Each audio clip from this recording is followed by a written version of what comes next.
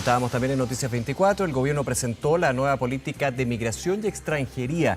¿De qué se trata? ¿Cuáles son los puntos más importantes? Vamos a hablar de este tema. Estamos ya en contacto con el director del Servicio Nacional de Migraciones, Luis Eduardo Taller. ¿Cómo está, director? Muchas gracias por acompañarnos nuevamente aquí en Canal 24 Horas. Hola, buenas tardes. ¿Qué diferencia la Política Nacional de Migraciones con lo que ya estaba operando hasta antes de lo que se presenta el día de hoy de manera más formal, digamos, director? Sí, digamos, hasta ahora no había una política nacional de migración. O sea, hoy día presenciamos, formamos parte de un hito que es muy relevante para nuestro país, que es que el Estado de Chile define una política nacional de migración explícita para los próximos 4 años, ¿ya? Eso no existía hasta el día de hoy. Existían medidas, existían la ley, acciones, pero no había un lineamiento complejo en distintas áreas. Tiene 10 ejes distintos la Política Nacional de Migración que establezca las definiciones respecto de lo que el Estado de Chile quiere que sea la política migratoria y la forma de enfrentarla. Eso es lo nuevo respecto del pasado. Claro, son los lineamientos que pueden ir desde lo que tiene que ver con la materia legal a la materia administrativa y aterrizar también lo que es la situación en términos de la migración en Chile, me imagino, ¿no, director? Tantas veces lo hemos comentado, desde lo que es la identificación, desde dar las garantías también a quien entra al país, qué pasa con aquellos que tienen antecedentes penales, el modernizar lo que es también el sistema en ese sentido. Sí, hay cuestiones que están en la ley, ¿ya? Y hay cuestiones que son atribución de la autoridad administrativa.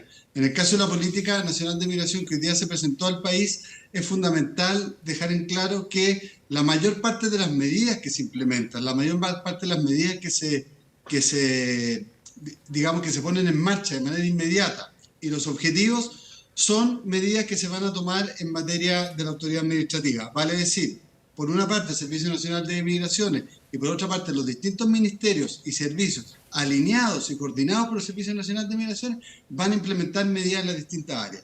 Eso, es distinto de lo que tenemos en la ley, ¿ya? Que establece criterios generales para la implementación de sanciones, otorgamiento de residencia, pero aquí tenemos, por ejemplo, por poner un ejemplo claro para que la gente lo comprenda bien. Por ejemplo, tenemos el problema de la irregularidad. ¿Ya?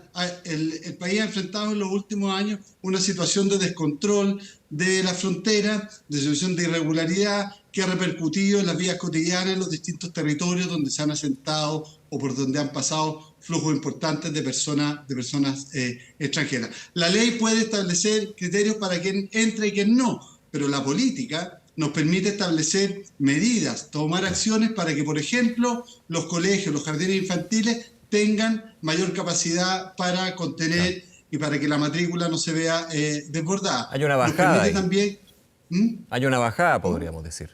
Exactamente. Lo que se presentó hoy día son acciones concretas que va a implementar el gobierno para resolver los problemas que le preocupan a la ciudadanía, que son problemas cotidianos, por ejemplo, de convivencia.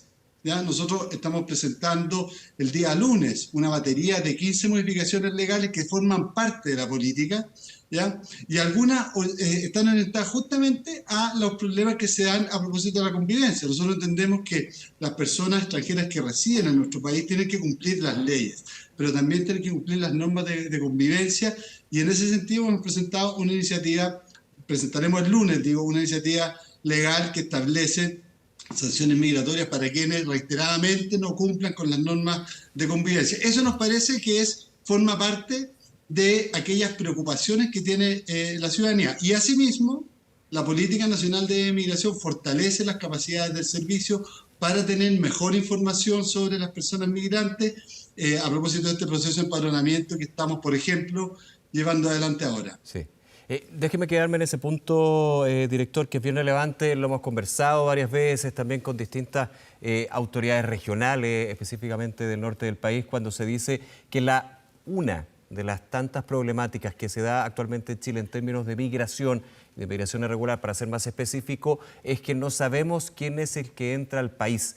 Aquí la política nacional busca fortalecer la gestión interna y documentación. ¿Cómo se va a lograr eso de poder identificar a aquella persona que entra de manera irregular, poder seguir y identificar como a cualquier conciudadano, digamos, a esa persona dónde está y quién es también o dónde vive? Que hay también un tema de realidad que es difícil de aplicar algunas veces, gran mayoría de las veces. Sí, efectivamente, el Estado de Chile ha tenido un déficit de información histórico respecto a las personas que están en situación irregular. En los últimos 4 años y medio se estima que han ingresado al país en torno a 150.000 personas por pasos no habilitados. Y de esas personas no sabemos quiénes son, dónde están, ni conocemos sus antecedentes, Claro. etc. Lo que estamos implementando hoy día, que es una de las medidas más importantes de la política nacional de inmigraciones que está ya en marcha, tiene que ver con el proceso de empadronamiento. ¿Qué consiste el proceso de empadronamiento? Nosotros en nuestra plataforma del Servicio Nacional de Migraciones tenemos habilitado un formulario desde el 15 de junio, donde las personas que están en situación irregular, que ingresaron irregularmente al país, pueden ingresar a la plataforma del Servicio Nacional de Migraciones, solicitar una cita, ¿ya?, para que luego concurran, ¿ya?, a una cita presencial en las dependencias de la PDI a dejar su huella y su fotografía, ¿ya? A nosotros cuando presentamos este inicio del proceso de empadronamiento nos preguntaron, pero ¿qué incentivo va a tener una persona que está en situación irregular? Porque uno pensaría que hay para desincentivo en acercarse? términos de una eventual deportación, por ejemplo. Por ejemplo, evidentemente que las personas que tienen antecedentes o que están en causal de expulsión van a poder se les va a poder iniciar un procedimiento en esa materia. Pero quería señalar que hoy día tenemos, desde el 15 de junio a la fecha, 180.000 personas inscritas. 180.000 personas de las cuales no teníamos información. 180.000 personas de las cuales vamos a tener su huella y su fotografía y vamos a poder implementar medidas asociadas a ella. La Política Nacional de Migración establece los criterios y las formas con que se va a abordar esta situación. Sí, dentro de ese punto, expliquemos lo que tiene que ver con el empadronamiento biométrico. Aquí hay un tema de tecnología, de unir también lo que son las informaciones e ir más allá en términos de la identificación, ¿no? ¿Cómo se va a aplicar? Y explicarlo también de qué se trata. Sí, el empadronamiento biométrico es información de registro, ¿ya?, que contiene huellas digitales y fotografías, de manera tal de que si una persona, ¿ya?, que no tiene documento en Chile, que no tiene pasaporte, que no tiene carnet de identidad, declara un nombre, ese nombre va a estar asociado a una huella y a un rostro. Perfecto. De manera que, para efectos de seguridad, por ejemplo, va a ser importante poder tener ese registro, que hoy no tenemos, de que si esa persona, no sé, comete un delito o comete una falta, vamos a tener la información de esa persona y esa persona no va a poder, si comete un delito, ¿ya?, es detenida, queda en libertad, comete otro delito, no va a poder cambiar su nombre porque vamos a tener el registro de esa persona, vamos a poder materializar las medidas de expulsión también. Entonces, es una herramienta fundamental para que el Estado tenga una base de datos válida, con tecnología de punta, ¿no es cierto?, y que pueda contrastar con otras bases de datos, que pueda contrastar con la base de datos del registro civil, Claro, de porque esto se Interpol. digitaliza, eso es lo relevante. Evidentemente, esto es una base de datos que maneja el Servicio Nacional de Migraciones, que va a tener también disponible la Policía de Investigaciones, que vamos a interoperar con Registro Civil y que ciertamente vamos a conversar con los países de origen de las personas para revisar los antecedentes que puedan tener eventualmente allá. Sí, Luis Dardo, una duda práctica. Con respecto a este punto del empadronamiento biométrico, ¿corre para todas aquellas personas que actualmente se encuentran con situación de migración irregular? Le pregunto en términos de aquellos quienes ya han iniciado un proceso de regularización, o corre a partir de aquellas personas que ingresan de aquí en adelante, digamos, al país. ¿Cómo, están todos llamados a hacer esto? No.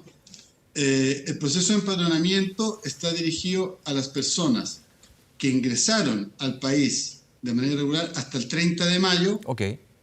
que se fueron a autodenunciar a la Policía de Investigaciones, ¿ya?, que son adultas, los niños están fuera de este proceso, y por lo tanto descartamos a las personas que hayan ingresado después de esa fecha, ¿ya? Después de esa fecha no se pueden empadronar las personas, y las personas que están en proceso hoy día, que están en la base de datos del servicio, que solicitaron una residencia que se está tramitando, tampoco ingresan en el proceso, porque de esas personas tenemos información, están ya en proceso de regularización, tienen un trámite abierto, se está analizando su situación, Entonces está focalizado solo a las personas que tienen ingreso regular hasta el 30 de mayo del presente año hacia atrás y que son las que se han ido incorporando en este formulario que comentaba anteriormente. Perfecto. Para aclarar también, ¿por qué los que entran después del 30 de mayo, por qué no se considera este padronamiento biométrico?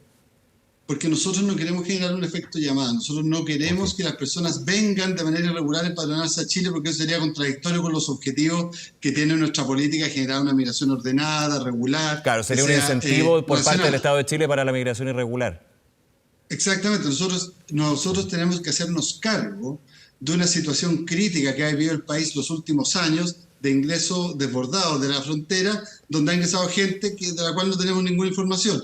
Esta medida del empadronamiento biométrico busca conocer a esas personas que ya están en Chile, que ya ingresaron, y es complementaria con otras. O sea, la medida del fortalecimiento de la frontera a partir del plan de infraestructura crítica es una medida que es perfectamente complementaria con esa, porque busca evitar, ¿ya? Y así lo hemos conseguido, reduciendo en más de un 50% los ingresos, evitar que la gente ingrese regularmente a nuestro país. Entonces, tenemos una serie de medidas con esta política, dentro de las cuales el empadronamiento biométrico es una muy importante y está articulada con otras medidas. Director, usted mencionaba el tema frontera. Quiero hacer la pregunta también desde lo que se escuchaba el día de hoy por parte de la oposición. Y podríamos decir lo que faltó a la política nacional. No sé si es crítica, pero lo que faltó. Por ejemplo, el senador Chaguán lo decía durante el día. La policía de frontera. ¿Se evaluó en algún minuto lo que fue esta medida que solicitaba partidos de la oposición y otros sectores con respecto a generar una policía de frontera como en otros países se ha hecho? Esto de parte del Ministerio del Interior, por supuesto. Sí, hoy día estamos en un proceso de reforma de las policías y de constitución del Ministerio de Interior y de Seguridad, del Ministerio de Seguridad por una parte y de Interior por otra parte. O sea, estamos en toda una reforma del Estado.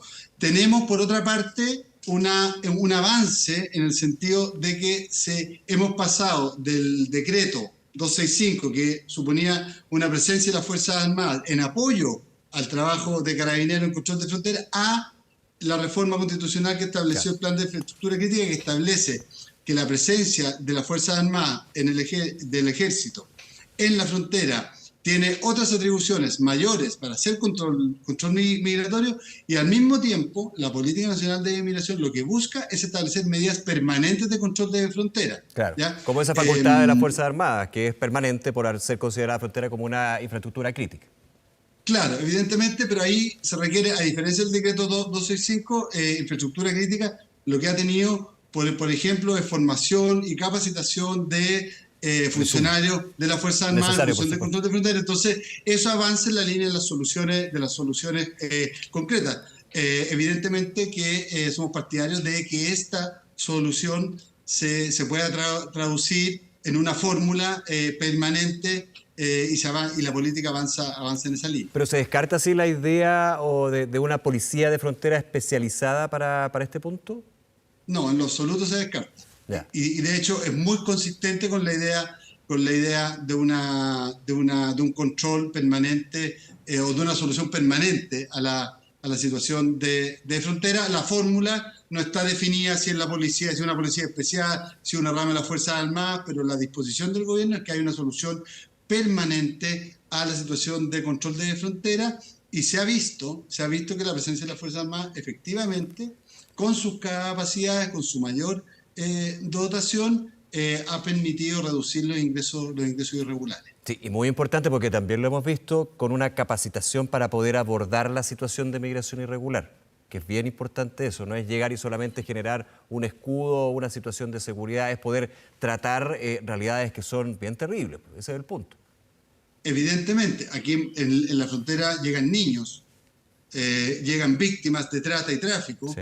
Llega gente que está siendo perseguida por motivos religiosos, de su identidad de género, viene gente también víctima de la violencia intrafamiliar, y efectivamente el control de frontera, ¿ya?, no es necesariamente castigo o represión, es también atención y protección a las víctimas. Dicho sea de paso, la Política Nacional de Migración tiene un énfasis importante en cuanto a la protección internacional de sujetos que son considerados por el gobierno como prioritarios. ¿Cuáles son? Niños, niñas y adolescentes. vengan solos o acompañados, que estén en situación irregular, víctimas de trata y tráfico, víctimas también de violencia intrafamiliar. Una de las modificaciones legales que se va a presentar el próximo lunes tiene que ver con decretar o instaurar que la violencia intrafamiliar, las víctimas de violencia intrafamiliar son, las condenas, las personas condenadas por violencia intrafamiliar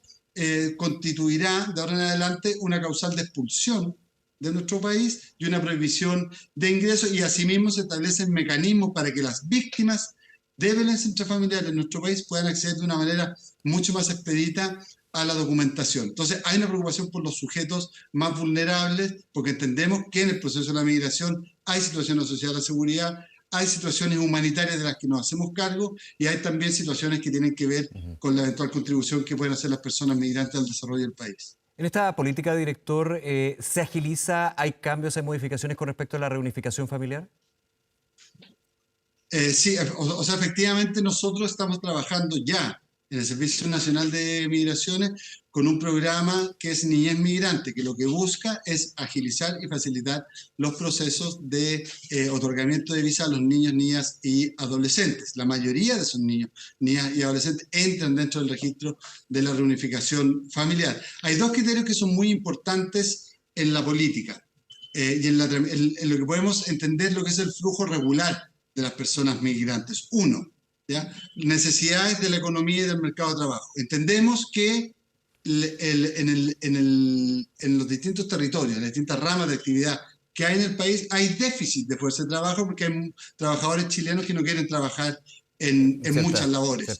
Y ahí tenemos una primera línea. Y una segunda línea tiene que ver con la reunificación familiar. Evidentemente que independiente de que aquí no se van a generar incentivos, ni se van a hacer llamados a que venga gente, nada de eso, pero sí evidentemente que las situaciones de reunificación familiar y de déficit de fuerza de trabajo se van a cubrir con una racionalidad en términos de la política migratoria. Hay varios temas y son distintos puntos, director, por supuesto, que hemos estado abordando en esta política nacional de migraciones. Usted lo mencionaba también, la coordinación e información, relación muchas veces con los países vecinos, y fue un gran tema, por ejemplo, cuando se hablaba en su minuto de las expulsiones, de la situación de Venezuela, recuerdo también la situación de Bolivia en su caso con las reconducciones. ¿Cómo se integra y cómo se considera también la situación con los países vecinos en términos de el abordar la situación de la migración irregular como una región, digamos, con las dificultades que esto tiene, con las leyes que tiene cada país que no obligan a lo otro, por ejemplo? ¿Cómo lo aborda también la política y si la aborda en ese sentido? Esto obviamente también desde el punto de vista de las relaciones exteriores, yo lo tengo súper claro. Sí, evidentemente que esta es una agenda más del Ministerio de Relaciones Exteriores. Por supuesto. Nosotros estamos muy optimistas respecto al nombramiento del embajador Gamuri en Venezuela. Estamos muy optimistas y forma parte de la política el avanzar en acuerdos, ¿ya?, de gestión fronteriza con los países vecinos. Esto está en una de las medidas, y ciertamente de las medidas inmediatas, ¿no es cierto?, avanzar en un protocolo humanitario con Perú y avanzar en integración regional. Y aquí hay un paso, ¿ya? Normalmente cuando se habla de estos temas se piensa muy en el largo plazo, ¿no es cierto? Nosotros creemos que hay, y está contenido en la política, que avanzar en la agenda inmediata, ¿no es cierto?, en sistemas de intercambio de información con los países, como tenemos con la Alianza del Pacífico, que tenemos un semáforo policial en marcha. Si podemos avanzar en Mercosur con este tipo de instrumentos, estamos avanzando en integración regional, en responsabilidad compartida, porque es evidente que el flujo migratorio y el orden y la regularidad, digamos, no la puede resolver un Estado solo. Evidentemente que aquí hay que dialogar y coordinarse con los distintos Estados, y hay instrumentos. Está la Alianza del Pacífico, está Mercosur, está el proceso de Quito, hay una serie de instancias que coordina ciertamente el Ministerio de Relaciones Exteriores, donde están recogidas también en la Política Nacional de Migración, y hay medidas concretas en ese sentido. Luis Eduardo Dyer, director del Servicio Nacional de Migraciones. Director, nuevamente muchísimas gracias por explicarnos, por aterrizar lo que es esta Política Nacional de Migraciones que fue presentada el día de hoy. Muchísimas gracias. Muchísimas gracias, buenas tardes. Que esté muy bien, buenas tardes.